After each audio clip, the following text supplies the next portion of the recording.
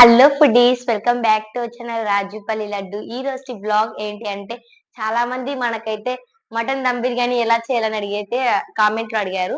కాబట్టి ఈ రోజు మటన్ దమ్ బిర్యానీ ఎలా చేయాలంటే, ఇప్పుడైతే మనం వీడియోలోకి వెళ్ళిపోదాం. ఫస్ట్ అయితే మటన్ తెచ్చుకోవాలి. మటన్ నీట్గా వాటర్లో వాష్ చేసుకోవాలి. చూసారా ఎంత డర్టీగా ఉందో, అందుకే వాళ్ళు వాష్ చేసిరు, అందుకే మనం వాష్ చేసుకోవాలి. తర్వాత స్టవ్ ఆన్ చేసుకొని స్టవ్ మీద కుక్కర్ పెట్టుకొని కాస్త పసుపు అండ్ కల్లుప్పు అంటారు కదా, ఆ ఉప్పు వేయాలి. మంచిగా ఫ్రై చేయాలన్నమాట. నీస్ వాసన అంతా పోయేదాకా స్మెల్ పోతుంది. చూసారా ఇలా చూపించే విధంగా మంచిగా వేయించండి. చూడండి స్మెల్ సూపర్ వస్తుంది. అండ్ అంత మంచిగా వాటర్ అన్ని నిమ్మిన తర్వాత కాస్త తగినంత ఆయిల్ వేసి మంచిగా వేపాలి.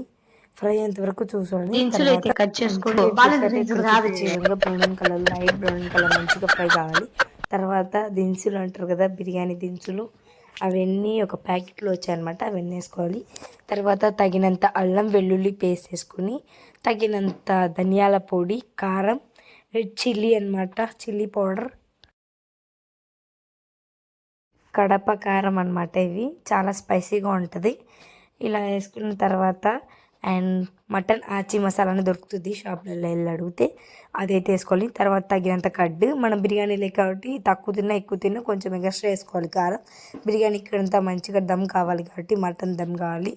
అందుకు మళ్ళీ చిల్లీస్, కొత్తిమీర, పుదీనా మనం కట్ చేసి పెట్టుకున్నవి, టమాటోస్ మంచిగా వేసుకొని ఇలా మమ్మీ చూపించే విధంగా మంచిగా అడుగు అంటుకోకుండా ఫ్రై చేసుకోవాలి. మళ్ళీ కొద్దిసేపు తర్వాత ఫ్రై చేసిన తర్వాత ఇలా ఉందన్నమాట. ఫైనల్ లుక్ అయితే సూపర్ అంటే సూపర్గా వచ్చింది.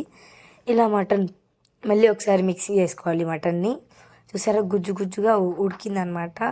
ఆయిల్ అంతా పైన తేలుతుంది, అలా తేలాలి. తర్వాత వాటర్ వేసుకొని విజిల్ వచ్చేంతవరకు వేసుకోవాలి. ముందుగా మనం పెట్టుకున్న బాస్మతి బియ్యం అయితే పెట్టుకోవాలి.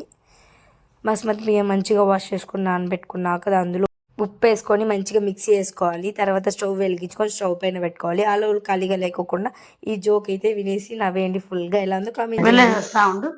అండ్ ఆలోపు ఇలా పొంగు వచ్చింది అనమాట. తర్వాత అటు సైడ్ అయితే విజిల్ అయితే వచ్చింది. తర్వాత ఇలా అనమాట మటన్ అయితే ఫైనల్ ఇలా అయింది. ఇలా అయిందో చూపిస్తే చూడండి. ఇలా అనమాట. ఇది కూడా మమ్మీ చూపిస్తాను చూడండి. ఇలా మంచిగా గుజ్జు గుజ్జుగా కావాలి. ఆయిల్ అయితే పైన తేలుతుంది కదా, అలా తేలాలి. అండ్ ఎలా అయితే మటన్ ప్రిపేర్ చేస్తామో అలానే చేయాలి ఫస్ట్. తర్వాత దమ్ పెట్టాలి. ఇలా మటన్ ఫ్రై అయ్యే లోపులే రైస్ పెట్టాం కదా, ఆ రైస్ కూడా ఉడికిపోయింది. 50% ఉడకాలి అనమాట. అలా ఏమంటారు, 50% ఉడకాలి, 50% ఉడకకూడదు. అండ్ ఆ లోపల మనం నిమ్మకాయ అంటారు కదా, నిమ్మకాయ పిండుకుందాం. మటన్లో మంచిగా మిక్స్ చేసుకోవాలి. ఇక్కడ మమ్మీ చూపించే విధంగా చూసారా, స్మెల్ అయితే సూపర్ వస్తుంది. నేను కూడా మటన్ తినాను కానీ సూపర్ ఉంటుంది. ఆ స్మెల్కి తినకున్న వాళ్ళు కూడా తినాలనిపించి అలా వేసిందనమాట మమ్మీ. మళ్ళీ మనం ఏ బౌల్లో అయితే దమ్ పెడతామో ఆ కడాయి తీసుకొని అందులో కింద మటన్ ఫ్రై అయితే వేసాం కదా, అది పెట్టుకోవాలి. సమానంగా పెట్టుకున్న తర్వాత ముక్కలు అండ్ మనమైతే 50% ఉడకబెట్టి పెట్టుకున్న రైస్ ఉంటుంది కదా, ఆ రైస్ అయితే దానిపైన వేసుకోవాలి.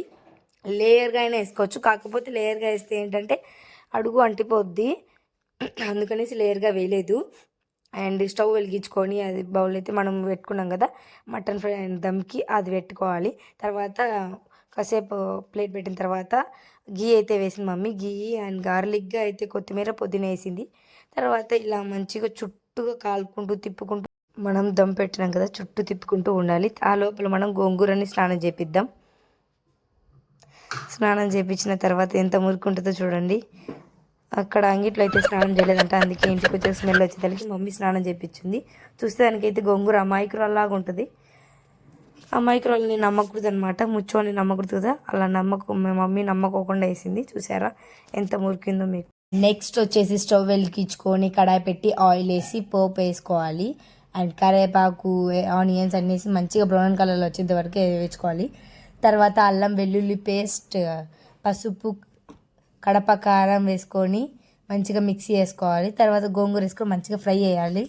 ఫ్రై చేసిన తర్వాత అమాయకురాలైన కొత్తిమీర, పుదీనాను వాష్ చేసి తెంపి గోంగూరలో వేయాలి.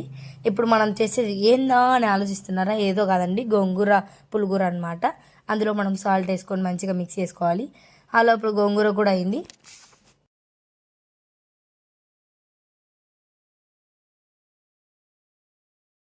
ఎలా ఉందో ఫైనల్ లుక్ కామెంట్ చేయండి గైస్. ఇంకా చాలా మంది మన ఛానల్ సబ్స్క్రైబ్ చేసుకోకుండా చూస్తున్నారు, వెళ్ళి వెంటనే సబ్స్క్రైబ్ చేసుకోండి. Please like, share, comment, subscribe చిన్న పక్కన ఉన్న బెల్ మాత్రం మర్చిపోద్దండి. Bye guys.